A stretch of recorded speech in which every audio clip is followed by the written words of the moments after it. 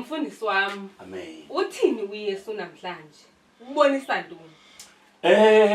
Dade, uYesu undibonisa ngoBig Zulu. Amen. Lanto uDankeni ethuka uBig Zulu esithi unezinqe ezinkulu ngesixhosa uthi unempundu ezinkulu uBig Zulu. Amen.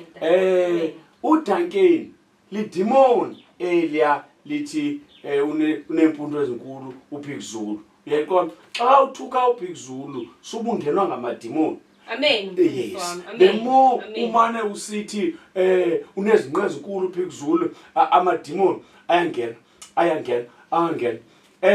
Singaphelelanga apho waphinda wanibonisa uThixo usekhona dade wandibonisa ngamadoda oluke madala. Amen. Like ofikile Mbalula. Amen. oDr Tebelele. Amen. Obethusile bantu abaluke babadala uthi ngamadimoni ukoluka umdala awukwazi ukoluka somdala xa oluka una 30 la awuba namadimoni ayi 30. Amen.